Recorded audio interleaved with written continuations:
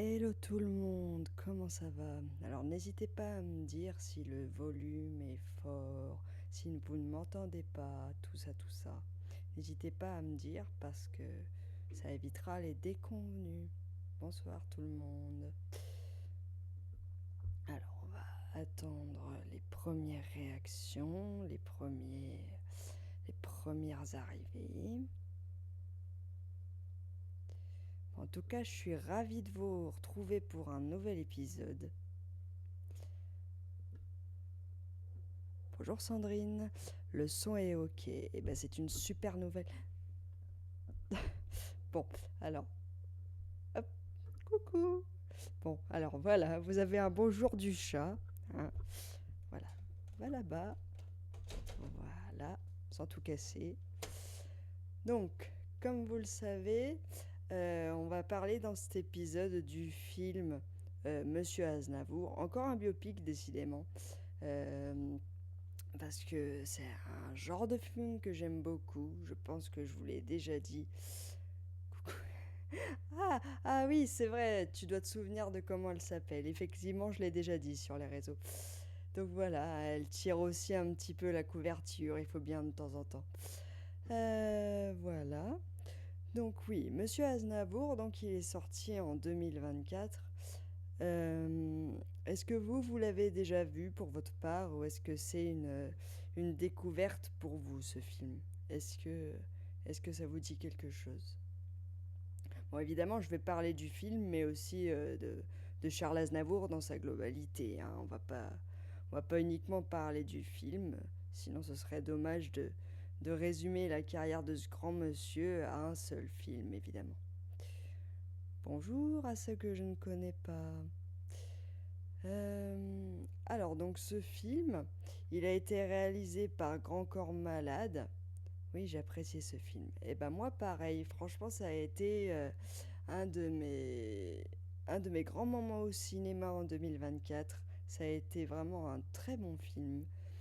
Très bon dans le sens où je l'ai trouvé tout en pudeur, dans le sens où euh, non seulement ça respectait la vie du grand monsieur, mais ça montrait aussi un peu ses failles et ses faiblesses. Et c'est vrai que c'est quelque chose qu'on connaissait pas plus que ça. En tout cas, si on se penchait pas plus sur sa vie que ça. Parce que c'est vrai que lui était très secret. Monsieur Aznavour était très secret euh, sur sa vie privée. Il se concentrait davantage sur sa carrière. Et ce film, en fait, il se concentre plutôt sur les années du début de sa carrière. Parce qu'il faut savoir que ce film, ça faisait un petit moment qu'il était dans les tuyaux. Il était dans les tuyaux même avant le décès de Charles Aznavour, qui est arrivé malheureusement en 2018, je crois. Il est mort à 94 ans. Donc voilà, une belle vie bien remplie. Euh, et en fait, Grand Corps Malade et Mehdi Dir avaient déjà parlé de ce projet à Charles Aznavour avant sa mort. Et lui-même avait validé l'idée et les avait invités à se concentrer sur ces années, comme il dit, ces années de galère, ces jeunes années en tant que chanteur, et comment il est arrivé à construire sa carrière et à devenir l'icône de la chanson française qu'on connaît aujourd'hui. Euh, Effectivement, la célébrité pour Charles Aznavour, elle n'est pas venue tout de suite du tout. Elle a mis à peu près, on va dire, 20-25 ans à se pérenniser. Hein. Comme on le voit dans le film, il a d'abord fait des petits boulots d'acteur à l'école. Bon, dans le contexte de la guerre, évidemment.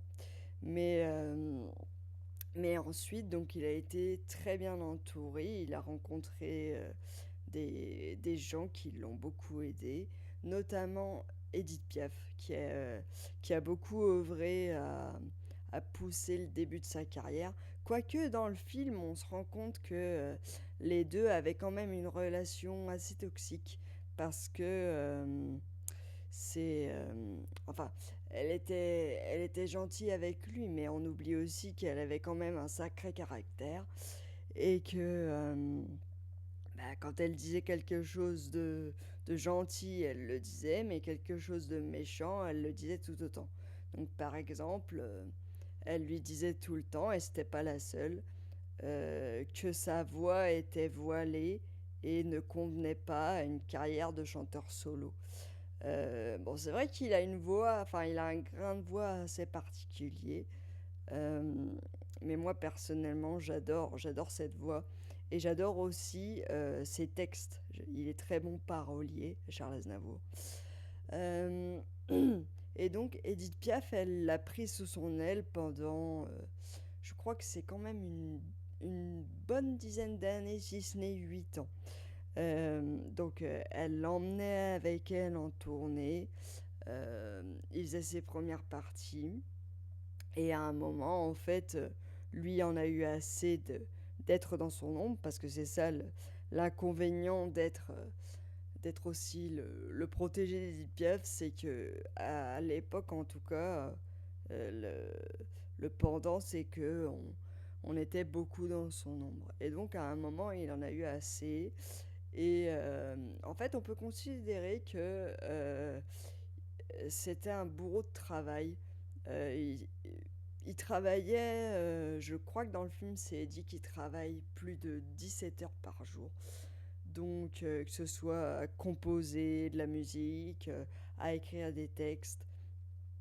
Bon, bien sûr, il a collaboré avec beaucoup de monde, hein.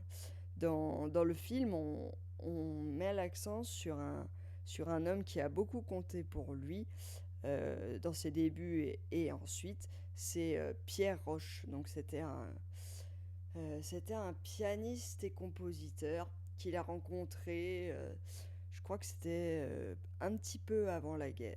euh, un petit peu avant la fin de la guerre, donc dans les... Ouais. Et en fait, donc ils ont commencé à travailler ensemble. Et quand vous regardez les premières chansons de Charles Aznavour, par exemple Le feutre taupé, il portait un feutre taupé. Et ben cette chanson-là, elle a été composée pendant la période Pierre Roche. D'ailleurs, vous la voyez dans le film. Et c'est pareil, à partir d'un certain moment, Charles Aznavour, il a tellement envie de plus que il décide de laisser tomber Pierre Roche et de partir en solo, enfin de débuter sa carrière solo proprement dite. Mais au début, c'est pas ça qu'est ça, quoi. Il fait un premier album qui connaît des débuts timides. Enfin, ça a du succès, mais ça reste vraiment relatif. Et en fait, ce qui va déclencher, on le voit aussi dans le film, c'est que le patron d'RTL à l'époque, donc la radio RTL, Radio Télé Luxembourg, utilise une de ses chansons parce qu'il est aussi producteur de films. Il utilise une de ses chansons dans son film sans lui demander. Donc du coup, plutôt que de s'énerver et de lui demander des dommages et intérêts plutôt que de l'attaquer, Charles Aznavour lui propose quelque chose. Il lui propose d'abandonner les poursuites et en échange, euh, il fait passer son album à la radio. Et donc, c'est comme ça que le premier album de Charles Aznavour connaît la notoriété. Et oui, comme quoi des fois, il faut y aller au culot. Euh, et on parle pas aussi assez des journalistes à l'époque qui étaient très assassins pour Charles Aznavour. Vraiment, ils étaient pas tendres, hein. Et déjà, tout le monde lui reprochait son physique, le pauvre. Déjà parce qu'il était petit. Il faisait, je crois, 1,64 m. Donc c'était vraiment petit. Et donc on lui reprochait ça. On lui reprochait donc sa voix voilée. Et aussi ses textes pas assez recherchés et un peu niais. Donc ça dépendait des journaux, mais quand même la majorité des journaux était très critique à son encontre. Euh, et donc, ensuite, Charles Aznavour commence par faire des tournées de concerts en province, donc dans toutes les petites villes, donc Dijon, Lille, etc., etc. Enfin, il fait des tours de la France. Et enfin, il y a un, il y a un certain engouement, mais il en veut toujours plus. Il a vraiment envie que sa carrière décolle. Et du coup, bah, il cherche une solution et bah, il décide de tenter le tout pour le tout. Il loue une semaine, pendant une semaine, enfin, il organise une série de concerts dans la salle de l'Alhambra à Paris pendant une semaine. Et il se dit, bah voilà, si vraiment là ça donne rien et que ma carrière ne décolle pas suite à ça, là j'arrête le métier, j'en ai marre de me ridiculiser pour rien. Voilà, si vraiment ça marche pas, j'arrête le métier. Et il s'avère que cette, ces concerts ils vont s'avérer payants parce que c'est là que Charles Aznavour va avoir l'idée de la chanson Je me voyais déjà. Donc, je me voyais déjà en haut de l'affiche, en 10 fois plus gros que n'importe qui, mon nom s'étalait. Voilà. Donc, c'était très moche, hein. Je reconnais, mais voilà, c'était pour que ça résonne à vos oreilles. Donc, c'est là qu'il compose cette chanson. Et c'est cette chanson qui va réveiller son succès et faire que sa carrière décolle. Voilà, alors, il a vraiment un succès inattendu. Toutes les radios le demandent, les ventes d'albums décollent et la machine part. Mais ce qui est bien dans le film Monsieur Aznavour, c'est qu'on a aussi un accent mis, enfin en tout cas un peu plus de place laissé à sa vie personnelle et familiale. Parce que c'est vrai que c'était quelqu'un de très secret euh, sur, sur sa vie personnelle en général. Et donc dans le film, on découvre qu'il est très proche de sa famille, qu'il a une grande sœur qu'il adore, qui s'appelle Aïda, et qu'il a eu plusieurs enfants, euh, qu'il a eu trois enfants au total, euh, et, euh, et qu'ils ont énormément compté pour lui. Euh, aussi, une autre... une autre caractéristique importante de ce film, et je pense qu'il faut le noter quand même parce que ça participe à une certaine mise en abîme, c'est que ce film, il est beaucoup enrichi par des vidéos personnelles de Charles Aznavour, parce que Charles Aznavour adorait se filmer et filmer tout ce qui l'entourait. Comme dans le petit carrousel que je vous ai fait l'autre jour sur Instagram. C'est Edith Piaf qui lui a fait cadeau de sa première caméra en Super 8. Donc, pour les plus, pour les plus vieux d'entre vous, le Super 8, c'était les débuts des caméras familiales qui permettaient de faire des petits films, voilà, des petites archives personnelles. Et en fait, Charles Aznavour, il s'avère il en avait toute une collection chez lui, mais que lui-même ne les avait jamais revisionnés. Et donc, quand le film a été mis sur le tapis, l'équipe du film a eu l'autorisation d'avoir accès à ces archives.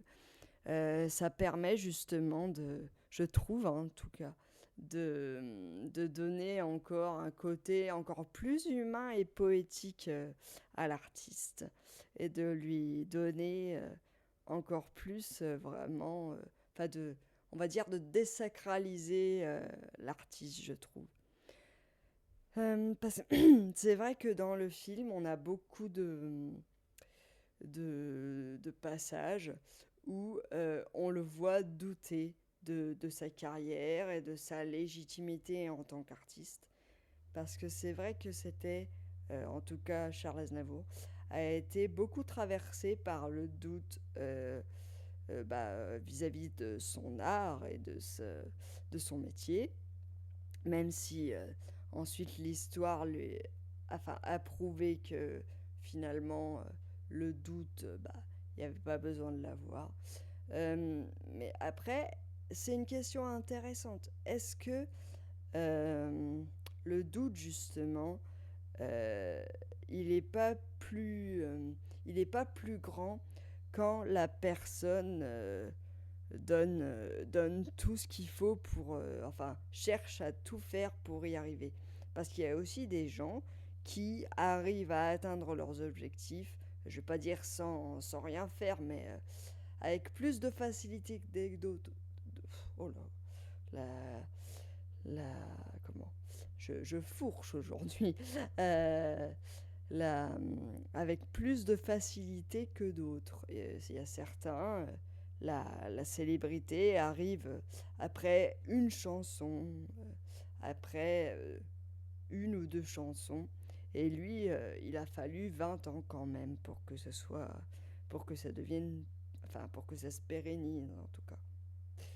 Euh, Bon, après, ce que j'ai trouvé dommage, c'est que le film, bon, après, c'est un choix artistique, mais je trouve ça dommage qu'ils aient pas plus mis l'accent sur son côté engagé.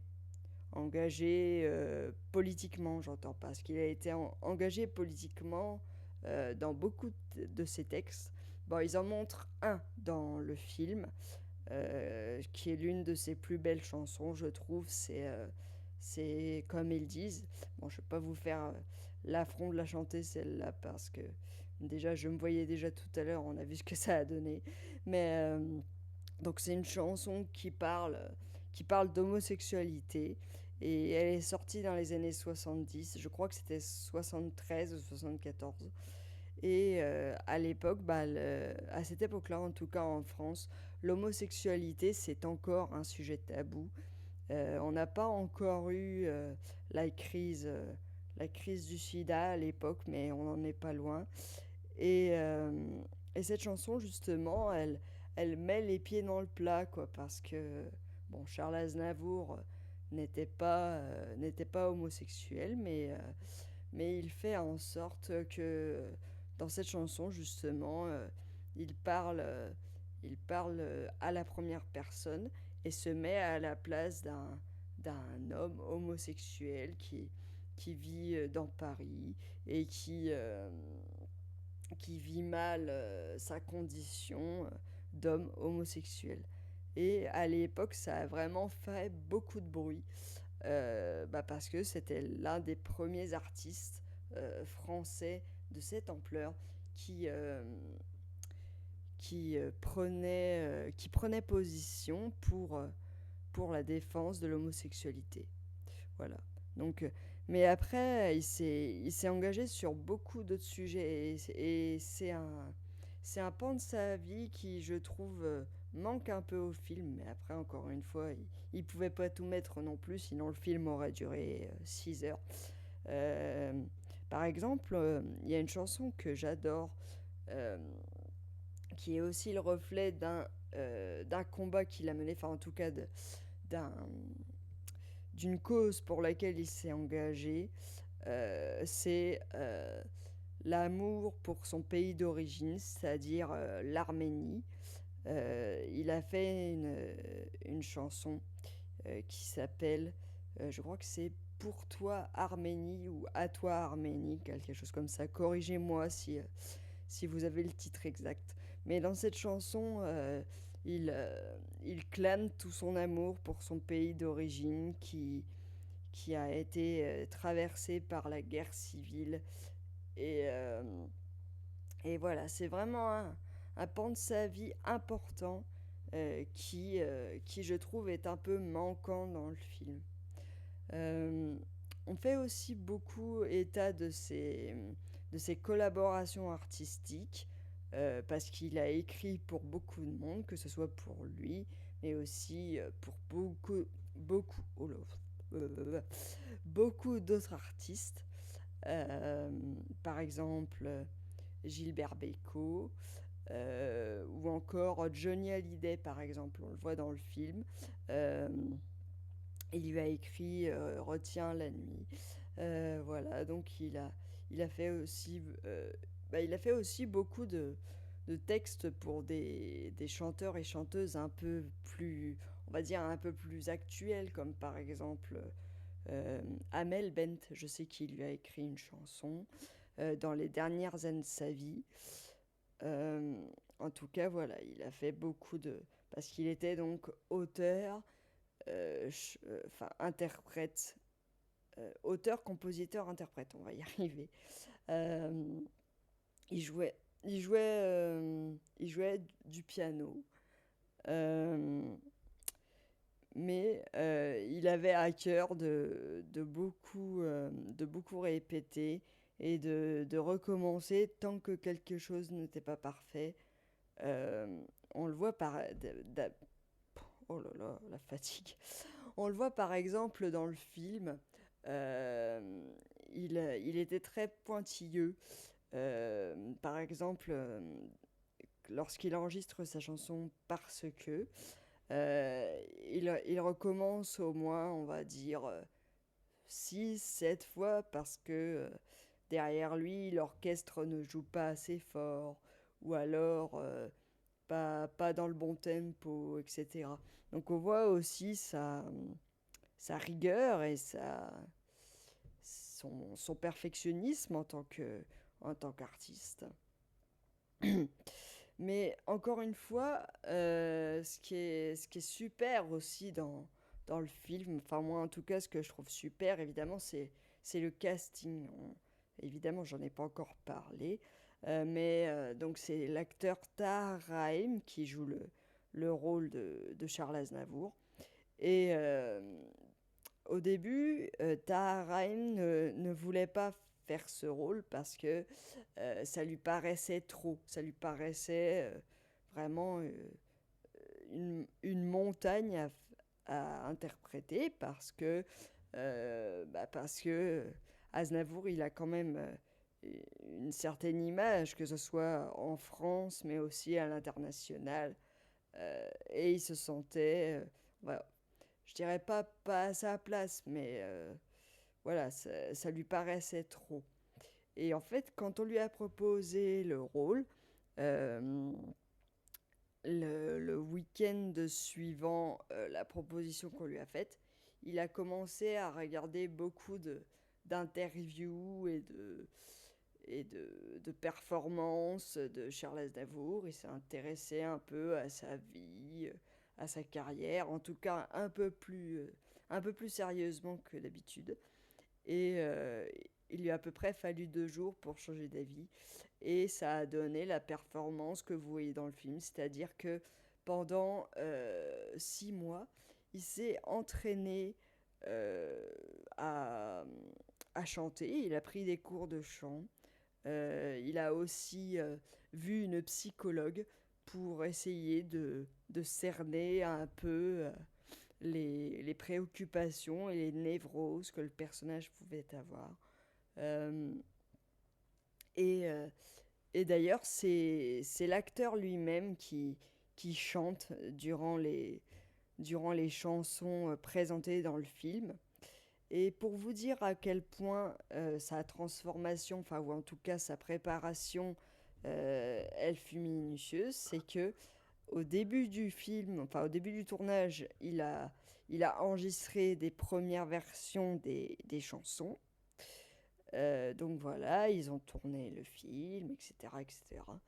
Et en fait, il s'est avéré que l'acteur a dû réenregistrer toutes les chansons du film à la fin parce que tellement il avait progressé dans, je vais pas dire l'imitation, mais dans l'incarnation du personnage, tant au niveau de la voix qu'au niveau des gestes. Voilà, donc on peut encore voir l'implication de cet acteur.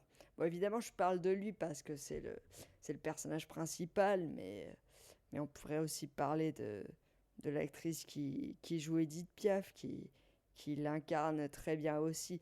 Bon, encore une fois, bah, c'est pas elle qui est concernée, mais est-ce que son jeu vaut celui de Mario Cotillard dans La Môme? Je ne sais pas.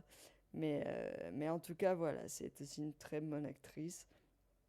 Euh, on a aussi des acteurs un peu moins importants en matière de temps à l'écran, mais qui sont touchants dans leur rôle. Je pense notamment à un personnage un peu plus secondaire, mais qui est joué par un acteur que j'adore. Euh, c'est c'est le personnage de Androuchka. On va dire, c'est un portier d'une salle de concert. Euh, et qui est joué par. C'est à ce moment-là que je me rappelle plus du nom de l'acteur. Zut. Bon, ça me reviendra. Mais il joue beaucoup à la télévision française. Il a joué notamment dans le. Comment ça s'appelle? Dans le téléfilm Un si grand soleil, si vous regardez ça sur France 2. Car oui, moi c'est mon cas. Bref. Euh, voilà. Donc c'est un rôle un peu moins important, mais que moi je trouve touchant. Voilà. Donc Monsieur Aznavour, si vous cherchez encore une autre raison pour découvrir ce film, je pense que le casting en est une très bonne. Euh, et ce qui est bien aussi, donc, c'est que on découvre un peu plus la vie personnelle de Charles Aznavour, mais sans pour autant, on va dire, basculer dans le pathos et le, le, le dramatique pour faire pleurer dans les chaumières. Par exemple, quelque chose que moi personnellement, j'ignorais totalement sur sa vie. Je ne sais pas si vous, c'est la même chose. Euh, mais j'ignorais totalement qu'il avait eu un fils déjà et que ce fils s'était suicidé. Et on l'apprend dans le film et c'est vraiment amené d'une manière poétique et vraiment, ouais, vraiment touchante. Et, euh, et moi, tout ce passage-là m'a touché parce qu'on se rend compte que euh, il était tellement, enfin, Charles Aznavour était tellement pudique que voilà, ou en tout cas, j'ai pas trouvé d'interview de lui qui parlait de cet événement-là de sa vie, mais on peut aisément penser que cet événement traumatisant de sa vie l'a poussé à, à envisager sa carrière autrement et à peut-être imprégner certains de ses textes. Bon, après, il faudrait s'y pencher sérieusement, demander à des musicologues de le faire. Mais, euh, mais oui, on découvre beaucoup d'aspects de sa vie. Par exemple aussi, on découvre l'implication de sa famille, enfin en tout cas le rôle de sa famille euh, pendant la guerre, pendant la Seconde Guerre mondiale. Par exemple, le fait que sa famille a caché pendant un temps euh, le résistant Manoukian. Je ne sais plus son prénom. Zut. Euh, bon, ça me reviendra peut-être. Mais donc, voilà, sa famille a participé à cacher André. Je crois que c'est André, hein. Il me semble que c'est André. Bon, on va dire que c'est André, hein. Je revérifierai, mais je crois que c'est André. Ils ont caché André Manoukian pendant la guerre. Euh, et, euh, et on cachait aussi plusieurs familles juives des forces allemandes présentes à Paris pendant quelques années et ont échappé plusieurs fois à la déportation. Voilà, on découvre aussi cet aspect-là de sa vie. Euh, et aussi toute la culture, enfin toute la culture, tout l'aspect, tout l'aspect fils d'immigré de sa vie que lui ne montrait pas du tout, euh, voilà, au quotidien. Enfin, en tout cas, il n'en a jamais fait état ou très peu, ou alors engagé dans ses chansons et dans ses combats. Mais en tout cas, il n'en a jamais parlé, il n'en a jamais fait état. Euh, donc c'est aussi une des raisons pour lesquelles je vous conseille de regarder Monsieur Aznavour, parce que c'est un film en fait, qui plane sur toute la vie d'Aznavour, euh, et qui essaie quand même enfin, qui plane, mais qui arrive à ne pas rester en surface, qui arrive à ce que le spectateur reste, euh, reste devant son écran pendant les 2 heures que dure le film. Mais, euh, mais moi, ce qui m'a le plus... oui, Missak. Ah, ou Missak. Ah, c'est Missak. Ah, bah peut-être. Peut-être. Michel Manoukian ou Missak. D'accord, merci Sandrine. Eh bah voilà. Merci beaucoup. Voilà, la question est résolue. Du coup, qu'est-ce que je disais? Oui, j'étais en train de vous parler aussi bon, est-ce que je, est-ce que, est-ce que je vous parle de la fin, sachant que, euh, bon, je vais quand même vous parler de la fin parce que je me dis que maintenant le film est sorti et que, ah, voilà, enfin, c'est pas vraiment je dirais que c'est pas vraiment un spoiler parce que de toute façon, voilà, il faut bien que les films aient une fin. Euh, mais ce que j'adore, moi, c'est que la, enfin, j'ai vraiment trouvé quand même qu'il y avait une prédominance de la, du caractère anxieux euh, et un peu fataliste d'Aznavour sur sa carrière. C'est-à-dire que on a vraiment le sentiment, enfin en tout cas moi c'est comme ça que je l'ai ressenti, que il avait la peur constante que sa carrière s'arrête du jour au lendemain. Euh, Plusieurs fois dans le film, on l'entend dire si je m'arrête, je meurs. Et, euh, et à la fin, à la toute fin du film, donc à un moment, on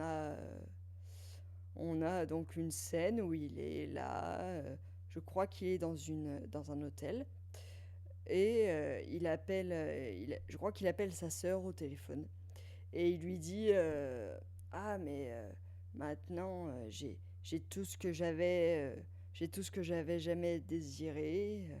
Du coup, maintenant, j'ai laissé tout le monde tomber, j'ai laissé tout le monde sur le bas-côté. Euh, j'ai, En gros, j'ai détruit tout le monde sur mon passage.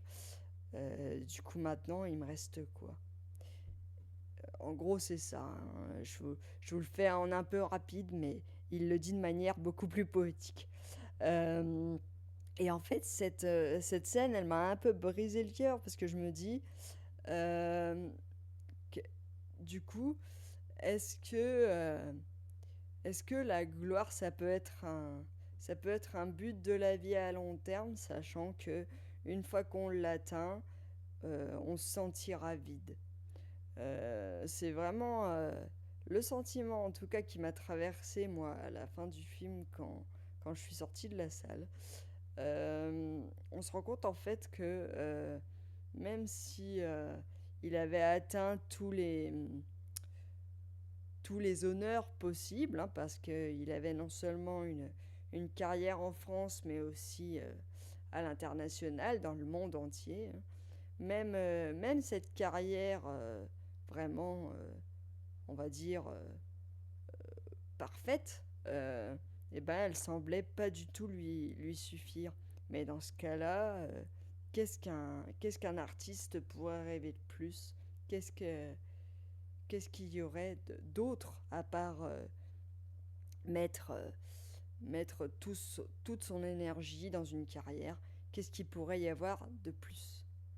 Et est-ce que, à votre avis, une carrière, ça peut être l'objectif ultime d'un artiste? Ou alors, est-ce que les artistes, à côté de leur carrière, doivent trouver un autre but, on va dire, moins... J'ai pas envie de dire destructeur, parce que bah, j'ai envie de dire que c'est eux qui le cherchent. Donc, est-ce que selon vous, les artistes doivent trouver un autre but que celui de mettre, de faire grandir, on va dire, leur carrière? Euh, Après, ce serait la question de toute une vie. J'aurais pu vous dire, vous avez 4 heures. Mais c'est vrai que les artistes, c'est pour ça d'ailleurs qu'on en fait des films. C'est des vies, c'est des vies à part, c'est des vies hors normes. Mais je pense que cette question, de toute façon, qu'on soit artiste ou pas, on n'aura jamais la réponse exacte à cette question. Oula, exacte à cette question. La- L'articulation est compliquée. Euh, bah, c'est, euh, c'est- Ça pourrait être la question de toute une vie. Euh, Pourquoi, en fait, la question un peu remixée, c'est pourquoi, pourquoi est-ce qu'on est là? Pourquoi, à quoi, à quoi ça sert, à quoi ça sert la vie? Euh, et, euh, et comment est-ce qu'on peut l'occuper sans avoir, euh, en essayant de ne pas avoir à la fin un sentiment de vide et de gâchis. Enfin, pas de gâchis, mais ouais, d'avoir donné beaucoup d'énergie pour quelque chose qui peut s'en aller du jour au lendemain. Je trouve que c'est encore plus, je trouve que c'est encore plus vrai aujourd'hui plutôt qu'à l'époque d'Aznavour, parce que aujourd'hui on a cette, cette, je trouve cette pression d'internet et des réseaux sociaux. Oui, c'est une streameuse qui vous dit ça, mais aujourd'hui, il suffit qu'on dise enfin, n'importe quoi qui plaise pas, on va dire, à la majorité, et encore, c'est très large. On va dire. que- On su- Il suffit qu'on dise une petite chose qui peut être mal interprétée ou quoi que ce soit, et on se prend tout de suite des foudres et des mauvaises répercussions, que ce soit sur une carrière ou sur une vie, alors que j'ai l'impression, enfin, c'est peut-être qu'une impression, parce que je pense que c'est qu'une impression, ou en tout cas qu'aujourd'hui on en fait plus, on y fait plus attention qu'à l'époque où Aznavour était là. Par exemple, il aurait pu se décourager par tous les commentaires méchants de la presse quand on lui disait qu'il avait la voix voilée, ou qu'il était trop petit, ou qu'il aurait mieux fait de faire de la compta. Oui, on lui a dit ça. Euh, mais il s'est pas arrêté. Voilà. Donc, il en a eu un peu rien à fiche. Euh, et est-ce que vous pensez qu'aujourd'hui, euh, une carrière comme la sienne, qui s'est construite sur beaucoup de temps, euh, elle serait plus aisément euh, mise à mal aujourd'hui?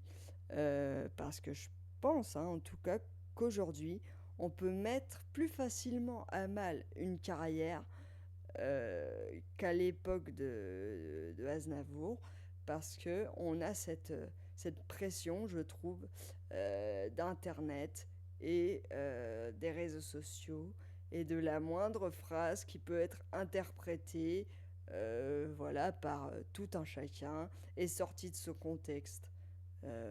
Voilà, je sais pas ce que vous en pensez, mais voilà, c'était une digression, je trouve, assez intéressante. Euh, alors, 1 minute encore. Euh, Après, du côté... Faut pas que je parle aussi proche. Du côté du film, donc il dure 2 heures, hein, donc ils ont quand même réussi à ce que ce soit pas trop long. Parce que c'est vrai que les biopics trop longs, après, on décroche vite. Mais, euh, mais ce que j'ai bien aimé dans ce film aussi, c'est le côté très respectueux quand même de la personne et de l'homme et de ses difficultés. De pas non plus cacher justement les moments où il a galéré, les moments où il s'est pris des portes, dans le nez. Euh, et, euh, et justement, le fait que il n'a il n'a pas il s'est pas laissé démonter par les premières critiques. Euh, Après, donc, il a chanté sur scène jusqu'au dernier moment de sa vie. Je crois que même à son âge, 94 ans, je crois même qu'il était encore en train de faire des concerts. Faudrait peut-être que je vérifie ça, mais il me semble qu'il a très tard en tout cas fait des concerts. Euh, est-ce que... euh, je vais dire, qu'est-ce que vous en pensez, vous? Est-ce qu'à un moment, les artistes ne doivent pas songer à stopper leur carrière, tout simplement? Pas parce que... bah déjà, parce que... voilà, parce que l'âge ne leur permet plus de, de chanter convenablement. Bah après, dans le cas d'Aznavour, je crois pas que ce soit le cas. Je crois pas qu'il ait eu des soucis de santé voilà, suffisamment importants qui l'empêchent de chanter jusqu'au dernier moment, et tant mieux pour lui. Mais par exemple, je pense à d'autres artistes dont la santé décline et qui aujourd'hui continue encore à donner des concerts. Est-ce que selon vous, ces artistes-là qui sont encore... il a gardé son talent. Oui, oui, c'est vrai, Sandrine. Oui, oui, oui. Ben, en tout cas, dans le cas d'Aznavour, en tout cas, je ne crois pas qu'il ait eu la santé déclinante au point de devoir arrêter de chanter. Il me semble qu'il a pu chanter jusqu'au bout, oui. Mais il y a des artistes qui ne sont plus en capacité de chanter aussi bien qu'avant. Je pense par exemple à un artiste comme ça qui... Bah, un exemple tout bête, mais le chanteur Renaud, par exemple, c'est un artiste que j'aime beaucoup, qui a bercé mon enfance et qui continue encore aujourd'hui de chanter, mais qui a eu beaucoup, beaucoup de problèmes, notamment avec un alcoolisme très fort, et qui s'est débattu, enfin qui continue de se débattre, je crois, avec tous ses démons, mais qui continue de chanter malgré tout. Moi après, ça fait quelques années que je l'ai pas vu chanter et ni entendu chanter. Je crois que la dernière fois que je l'ai vu en concert, c'était en 2016, je crois. C'était le Phoenix Tour. Euh, et déjà là, il avait la voix très abîmée. Et je pense personnellement que je suis plus allée le voir avec mon cœur qu'avec mes oreilles. Euh, donc, est-ce que vous pensez que dans le cas d'artistes comme Renaud, qui sont beaucoup bousillés par la vie et par les épreuves et par ses addictions, est-ce que vous pensez que dans ce cas-là, l'artiste devrait euh, faire, voilà, se rendre à l'évidence et accepter le fait de ne plus pouvoir chanter comme avant, euh, ou alors s'en fiche et continuer tout de même, euh, quitte à, quitte à décevoir, quitte à décevoir leur public, hein, c'est une vraie question. Je pense qu'il y a des impératifs économiques aussi. Bah oui, c'est vrai que bah, forcément ils vivent de leur art, donc à un moment forcément ils doivent remplir la marmite, hein, comme on dit. Mais, euh, mais c'est une vraie question du coup. Est-ce que le fait de devoir remplir la marmite justifie le fait de devoir, pas de chanter en sachant très bien que on n'est plus, euh, j'allais dire, à 100% des capacités euh, vocales qu'on avait auparavant. Après, je prends l'exemple de Renault parce que c'est ce qui me vient en tête, mais je suis sûre qu'il y en a beaucoup comme ça bah, il y a qui encore comme artiste qui est un peu empêché. Bah, il y a aussi, d'un- en, en tra- en traversant un peu et en parlant d'un autre artiste, Phil Collins. Phil Collins, je vous remets, je vous resitue, c'est un grand batteur américain. Il a été dans un groupe, il a fait aussi une carrière solo, il a fait partie du groupe Genesis et il est tombé malade. Il a eu une maladie dégénérative dont je ne sais plus le nom parce que je ne suis pas médecin. Mais aujourd'hui, il est plus en capacité de, de jouer de la batterie, malheureusement. Il n'est plus en capacité de le faire. Donc voilà, dans ces cas-là, qu'est-ce qu'on fait du coup? Est-ce que... après, pour le cas de Phil Collins, j'ai entendu dire que son fils avait pris le relais. Mais du coup, ouais, ça pose des questions du point de vue de leur carrière et de que, euh, que faire ensuite, du coup. Euh, que, quelle, quelle stratégie adopter pour que... après, généralement, ce genre d'artistes-là, ils ont eu le temps de faire en sorte que le fait qu'ils arrêtent soit pas dommageable à leur vie quotidienne, hein. On va dire qu'ils ont mis de l'argent de côté. Euh, mais voilà, c'est vrai que c'est une question quand même à se poser, je trouve. Peut-être euh, peut-être en tant que chanteur, il faudrait peut-être envisager des plans B quand le temps passe et que malheureusement la vie parfois elle, elle, elle met sur la route des épreuves qui sur le long terme empêchent de faire son métier aussi bien qu'avant. Est-ce que vous pensez que on prend l'exemple des artistes, mais ça peut être n'importe qui, hein. Est-ce que vous pensez que quand on choisit un métier, voilà, il faut prendre en considération le, le temps qui passe et essayer de voir à chercher une, on va dire une échappatoire dans le cas où, pour une raison X ou Y, un jour on soit plus capable de chanter ou en tout cas de faire son métier convenablement. Est-ce que vous pensez que ce serait une bonne solution de d'avoir d'avoir ce recul-là, de se dire si un jour je suis plus capable pour une raison X ou Y de chanter ou d'écrire si je suis un auteur ou, ou, de, ou de faire n'importe quoi selon mon métier.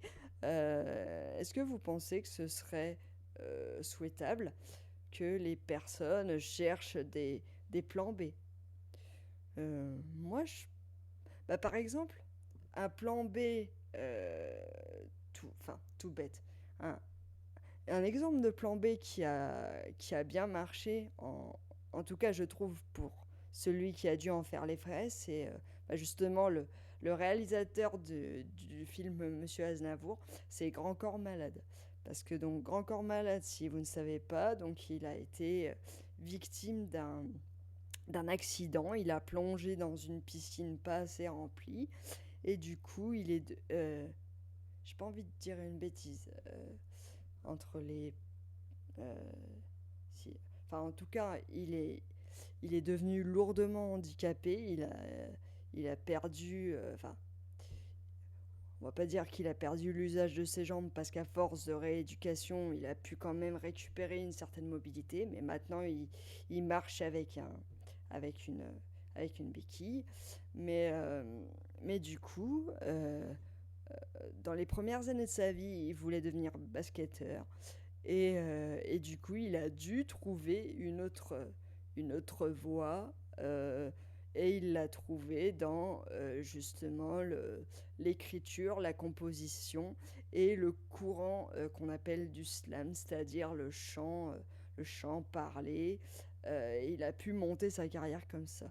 Bon, encore une fois, c'est un plan B, bah voilà, qu'il a trouvé par la force des choses. Hein, bah, pas par la force des choses, mais ouais, bah, qu'il a été obligé de trouver. Mais justement, enfin, je trouve en tout cas que ces gens-là qui choisissent un métier qui, qui dépend beaucoup, voilà, dont l'exécution peut dépendre de beaucoup de choses, euh, des hasards de la vie, on va dire. Je pense que ce serait pas mal quand même de trouver un plan B. D'ailleurs, Grand Corps Malade a fait une chanson qui s'appelle Plan B là-dessus. Je vous invite à l'écouter si jamais ça vous dit. Dans le cas de Grand Corps Malade, c'est un accident de la vie. Je pense que c'est différent quand on... Bah oui, c'est vrai. Mais, euh, mais du coup, quand on vieillit, on s'en rend compte. On... Enfin, les années passant, enfin, ça dépend des cas, tout, c'est perso-dépendant parce il y a des personnes qui vieillissent très bien, bah, comme Charles Aznavour, hein, qui a pu mener encore des concerts à l'âge de 94 ans, mais certaines personnes voient leur santé ou leur capacité décliner et du coup euh, n'adaptent, je trouve, pas vraiment, enfin, pas vraiment leur manière d'appréhender leur carrière. Euh, Après, c'est dommage, j'ai pas d'exemple d'artistes qui adaptent leur carrière. J'ai beau réfléchir, là, j'ai pas de nom qui. Et quand on a goûté à l'amour du public, ça doit être difficile d'y renoncer. Ah, c'est vrai que vu sous cet angle-là, bah, c'est vrai qu'une fois qu'on a goûté à l'amour du public, effectivement, ça doit être difficile, oui. Ouais. Bah après, est-ce que c'est pas pour ça aussi que les artistes choisissent cette voie, hein, voilà, c'est tout le paradoxe, je trouve, de la vie, mais c'est ce qui fait aussi toute sa beauté, je trouve. Euh, Après, donc, j'ai pas d'exemple d'artistes qui, qui mettent à profit, on va dire, un peu euh, leur, l'écoulement de la vie pour adapter un peu leur, leur manière de faire leur art. Faudrait que je fasse une petite recherche là-dessus. Peut-être je vous ferai un petit retour, une petite story, que je cherche un artiste qui, on va dire, qui a dû adapter son art, mais qui continue de le faire. Ah, Jean-Jacques Goldman. Ah oui. Bah, après, est-ce que Jean-Jacques Goldman, c'est c'est plutôt un choix de sa part, parce que ça fait quand même plus de 20 ans, je crois, qu'il n'a pas fait de concert. Mais il me semble que c'est un choix. Voilà, c'est parce que un choix tout simplement. Est-ce que c'est parce que sa santé décline? Je ne sais pas. Bon, après, c'est vrai que c'est quelqu'un de très secret et que il ne s'étale pas du tout sur son état de santé, mais c'est vrai que ça peut être un exemple. Bon, après, cela dit, il continue d'écrire en tout cas pour les autres. Il a été beaucoup, il a été le papa des enfoirés pendant beaucoup de temps, et il continue encore d'écrire, d'écrire pour les autres. Mais c'est vrai que sa carrière solo, ça fait une bonne vingtaine d'années. Je crois que son dernier album, je crois, c'était Chanson pour les pieds en 2001 ou 2002, je ne sais plus. Mais, euh, mais oui, c'est vrai que Jean-Jacques Goldman, c'est un bon exemple, on va dire, de... C'est comme le bon vin. Euh, Là, on arrive...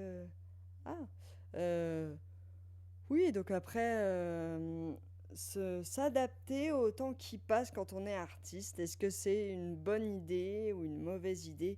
Est-ce qu'il vaut mieux arrêter tout de suite dès les premiers signes de vieillissement et d'impossibilité de faire sa carrière ou de réaliser sa carrière aussi bien qu'au début?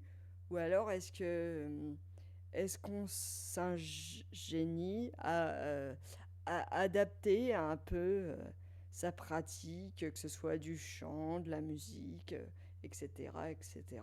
C'est une bonne question, je trouve. Euh, bon, alors, oh, dis donc, j'en ai dit des choses. On va arriver à la fin de ce live. Bon, en tout cas, pour faire un petit mot de conclusion sur Monsieur Aznavour, c'est un film que j'ai beaucoup aimé, qui retrace la vie de ce grand monsieur avec beaucoup de pudeur et de justesse. On découvre, enfin, ça retrace sa carrière sans pour autant en écarter les zones d'ombre.